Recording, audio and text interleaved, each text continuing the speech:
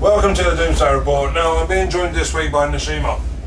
And now it's their EP release tonight at the Cat House. Now, how's it going, guys? You know? Yeah. So far, so good. Everything's Very went good. on time. Yeah. The butterflies kicking in yet? No, but maybe 10 minutes before going on, start getting that. That's the best way I can describe it. Yeah, the anxious feeling. Yeah, the adrenaline starts kicking in. Right, now, what I want to ask is a wee bit of history of the band. You know, how did you come together? How did you all meet? Initially, I started writing a few tunes, and then thought it'd be nice to get a band together to play this. I spoke to a guy that I knew, whose flatmate played guitar, exactly the kind of music that we were looking for. He joined, and then we needed a bassist and a drummer. At the same time, I went for a audition for another band, which Craig was playing bass in. Craig decided he wanted to be part of this, and then we put an advert on Gumtree, found Danny, and then a few other things happened. A couple of years later, I think we were trying to find our sound for quite some time, and then Ross came along, and it all kind of just smoothed out, and we worked out really where we wanted to head sound-wise. Yeah, now you've been really busy the last couple of years, haven't you? Yeah. You know, you've released, this will be your third EP in 2 years. What I want to know is, where did you come up with the idea for the titles of the EPs? Because they're all colour-based. I just suggested that purple one day, like for the really first a reason, one, is it? and because we were at the time, it just didn't match the theme of everything that we were going for. We were trying to. I don't really know where it came from. It just matched the theme that everything Ross was going likes for. purple. But I like purple. Quite like purple. Yeah. I think it was the idea for purple came up, and it was like a bit of a joke, and then we were like, but what if? But what if? Yeah. Bands put so much work into the title of their EPs and albums to like try and catch people's attention or to sound, I don't know, whatever they're trying to do. We were like, what if we just used a colour and not an actual phrase? And then I just started from there. Yeah. And then we chose the next one. And then It just the next kinda- one. yeah, There wasn't any mastermind thinking behind it. It's just, Now, is the colour of this EP the reason for your hair? Do you know what? No. the reason for the colour of my hair is because I wanted to dye it. Do you know what? I've always had short hair. And if you look back through photos of the band and stuff, I've always had short hair, and I've never grown my hair to any length. But for some reason I started growing a mohawk, and then it was suggested to me it'd be really cool if you dyed it. And actually it was kind of supposed to be somewhere between blue and green. Yeah. So I mean, we put up like a whole thing of what colour's Liam gonna dye his hair. I remember and everyone was that like, post. knew it would be green because of the EP, and I'm like, but it's not supposed to be. It just worked out that way. It just worked out that way, yeah. Right, nice one. How was Takeover a download for you? Amazing. unbelievable. Yeah, that was Best thing we've ever done. Yeah, that was everything you thought it was going to be. Like walking out on that stage. Oh, it was weird. I get more.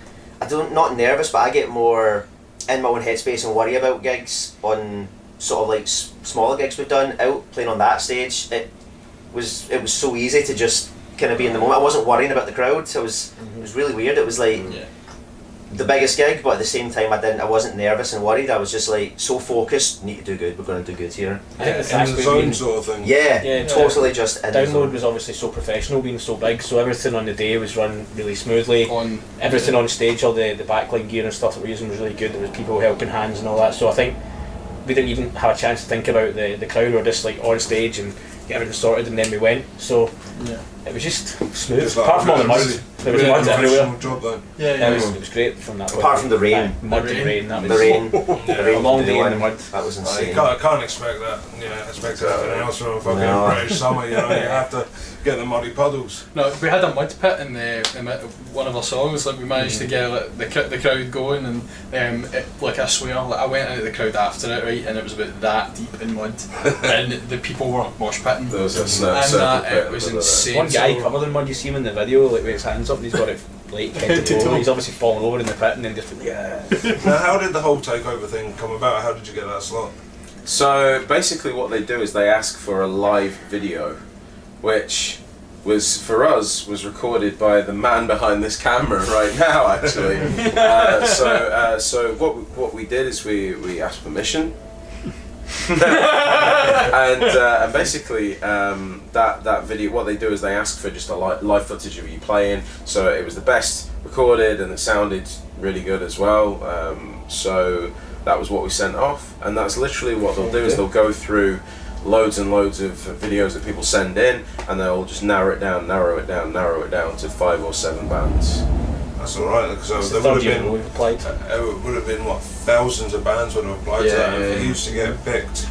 No, the odds are ridiculous. Honestly. When we get told That's about it, we phenomenal. were like, nah. I was like, spam. That's a spam email. Don't click that. No chances this happening. So what was the phone call when you first opened the email to the next person? I put it She's into actually the going to be here answer. tonight. Yeah, this is gonna be here tonight. The email came in, I deal with most of the emails, and it was like a Saturday morning, I think that was in my bed, and the email came through, and I was kind of like, hold on a minute. And once I read it and realised and calmed down myself, I put it into the chat, just a screenshot, and then you weren't even active, you were like, No. you working or whatever, you sort of came back like, oh my god. He just sent us a video recording, must have been driving, just going screaming, just going, ah! We're gonna So fucking excited. download Like a wee kid getting told Santa's coming. Yeah. And then Craig came into the chat maybe like 2 or 3 hours later after we talked about it for ages and how excited we were, and he's like, wait a minute. What plays down? Ross messaged me like, Craig, are you alright? And then at that point I had my phone, I was like, yeah man, what's up? He's like, I look at the chat and I was like, okay. I was like, wait, what's this? What's happening? What's scrolling back? What? Catching up. Now the video that you sent in, was that the one that you played with Uproar? Yes. Yes. Aye, uproar. Yes, Yeah. up, bro. Yeah, so I remember Live that it gig. That was that was a brilliant packed night, that gig, was. Yeah. I Good think show. that was the first time that I seen you. Really good.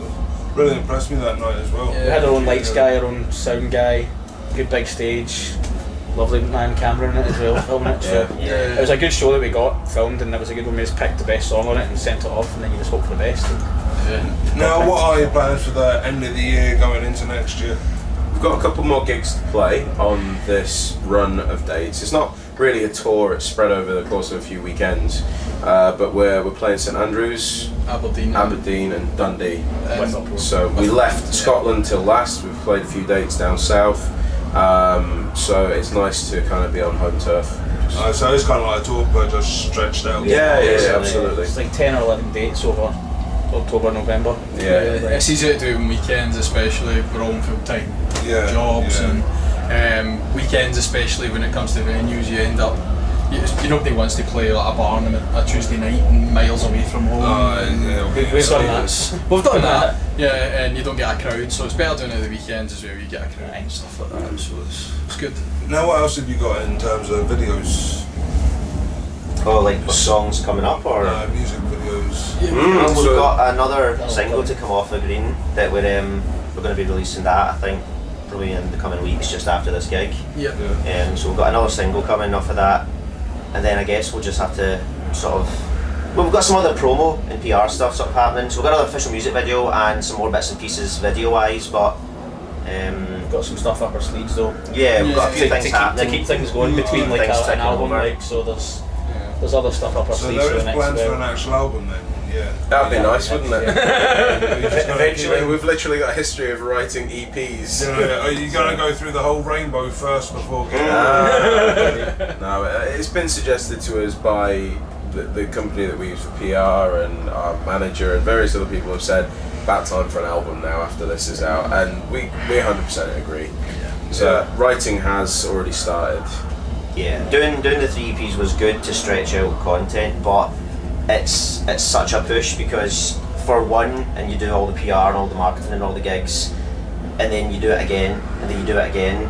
So it seemed good to stretch out the content, but it's so much effort. Whereas now we can, I guess, focus on writing and have one big release of an album. Yeah. So maybe take the pressure off a bit and do that. So this PR company that you're with, do they help get you gigs as well, or do you need to do all that legwork yourself? We do the gig part. Our manager Jay helps with that as well. We just try and talk. Again, it's just trying to talk to other bands. That's right, because you're onto reaction management, aren't you? Yeah. So, working with Jay, working with other bands, just trying to get our own gigs. Our PR deals with essentially just PR. Pushing us towards magazines, radios, reviews. Just getting journalists to come see us. And try to get our stuff. names into places that we just can't get their names Where fans can recognise your names. Yeah, basically. Now, have you been featured in any magazines or anything yet, or online fanzines, anything like that? Green has had a brief review in Metal Hammer. It was Metal Hammer, wasn't it? Yeah. Yes. play as well. We had for Purple, going back to the beginning of the trilogy, we did have a full page in, was it Kerrang? No, Metal Hammer. So we were in Metal Metal Hammer Hammer 3 months in a row, Yeah. and then CD. we CD had, 1 month, then the full feature the next month, and then The the review and the next month. Aye. Yeah, and then we had. They've been really supportive.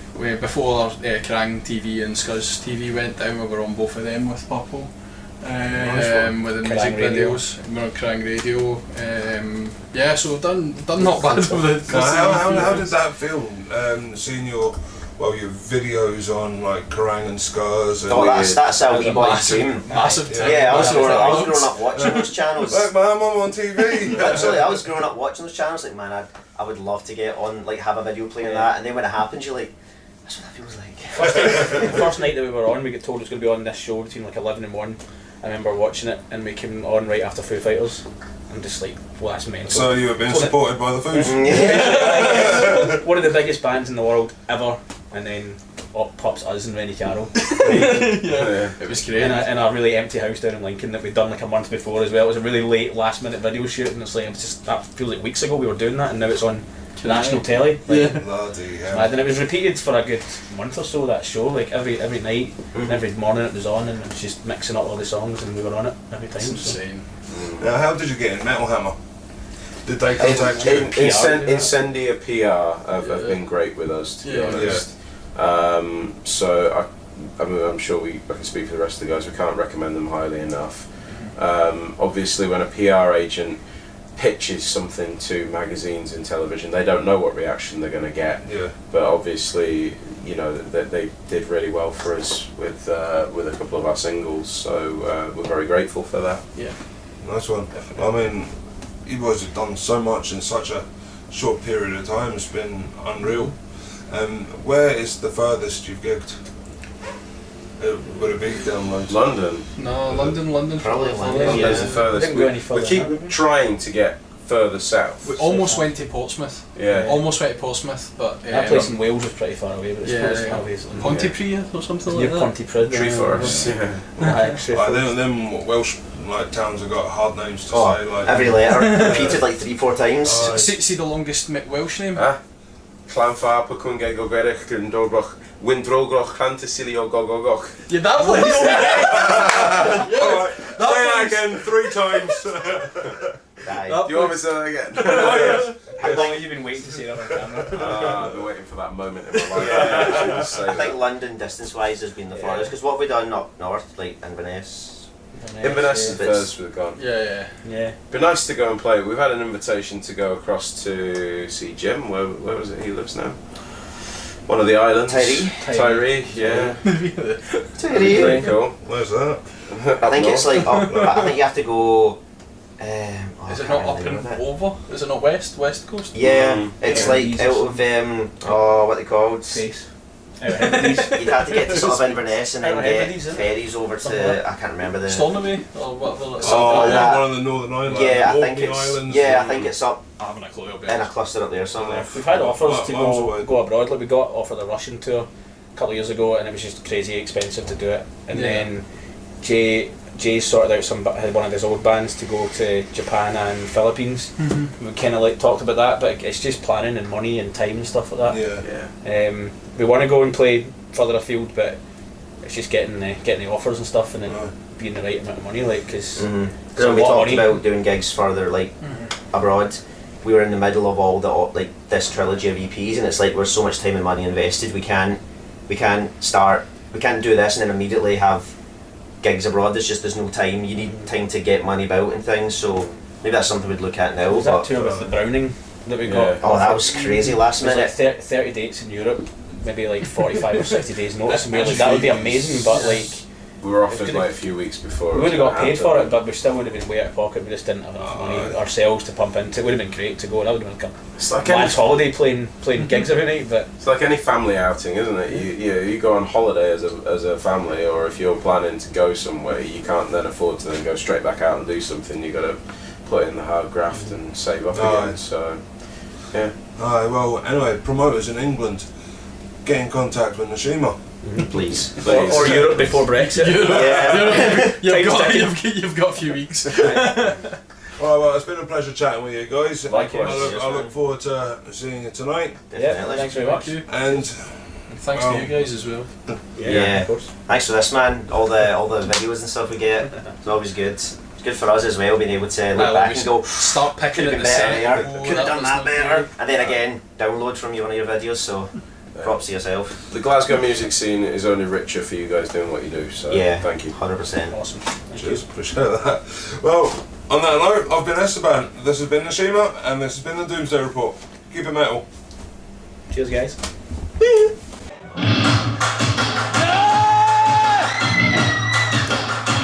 I taste the fire.